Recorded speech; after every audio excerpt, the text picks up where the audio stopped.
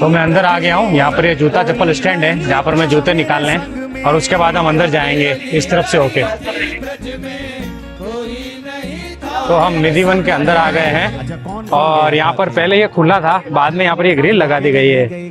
बंदरों का काफी ज्यादा आतंक है यहाँ पर, इसीलिए इसे कवर कर दिया गया है। पहले ये खुला था। निधिवन में तुलसी और मेहंदी के कई सारे पेड़ हैं और माना जाता है कि यह साक्षात गोपियां हैं और रात्रि के समय में ये अपने मूल रूप में आ जाते हैं और भगवान श्री कृष्ण और राधा जी के साथ यहाँ पर ये सभी गोपियां रास रचाती है। रात्रि में यहाँ पर कोई नहीं आ सकता, यहाँ पर आना मना है और कहा जाता है कि अगर कोई इसे गलती से देख भी लेता है तो उसकी मृत्यु हो जाती है। तो निधिवन रहस्य से भरा हुआ है। निधिवन के तुलसी के और मेहंदी के पेड़ काफी अलग है, ये आपस में गुथे हुए होते हैं। तो ये विशाखा कुंड है। कहा जाता है कि जब राधा जी की सहेली विशाखा को प्यास लगी थी तो पानी नहीं मिलने पर भगवान श्री कृष्ण ने अपनी बांसुरी से यहाँ पर कुंड को खोदा था, इसलिए इसका नाम विशाखा कुंड पड़ा। बांसुरी वाला मिल गया, मिल गया। यह है बांके बिहारी जी का प्रकट स्थल। जो बांके बिहारी जी मंदिर में भगवान श्री कृष्ण का विग्रह है बाल रूप का, वो इसी जगह पर मिला था निधिवन में।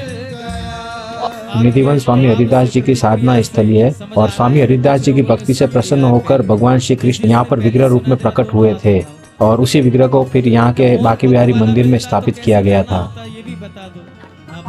तो ये है राधा रानी का श्रृंगार घर, रंग महल कहते हैं इसे। यहाँ पर भगवान श्री कृष्ण और राधा रानी के लिए सेज सजाई जाती है और यहाँ पर दातुन, पान का बीड़ा, लड्डू, भोजन, चूड़ियाँ, इसी तरह के और भी कई श्रृंगार का सामान रखा जाता है। और यहाँ का चमत्कार यह है कि अगले दिन जब यहाँ के कक्ष खोले जाते हैं तो सारा सामान अस्त व्यस्त मिलता है। जो दातुन होती है वो चबाई हुई मिली होती है, पान आधा खाया हुआ मिला होता है और पलंग पर बिछाई हुई चादर अस्त व्यस्त होती है। तो ऐसा माना जाता है कि भगवान श्री कृष्ण और राधा जी यहाँ पर रात्रि में विश्राम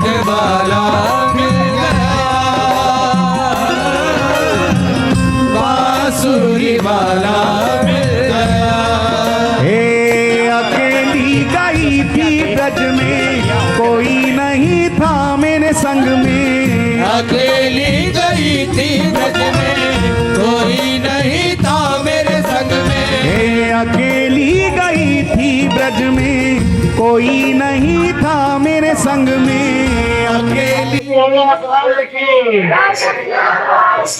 यह है बंसी चोरी मंदिर। माना जाता है कि जब भगवान श्री कृष्ण राधा जी पर ध्यान नहीं दे रहे थे और बांसुरी बजाने में व्यस्त थे, तब राधा जी ने भगवान श्री कृष्ण से उनकी बंसी चुरा ली थी और इस स्थान पर राधा जी ने बंसी बजाई थी अपने सखियों के साथ।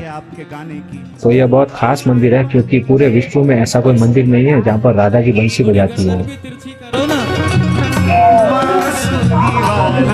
मिल गया, मिल गया मोर पंख वाला।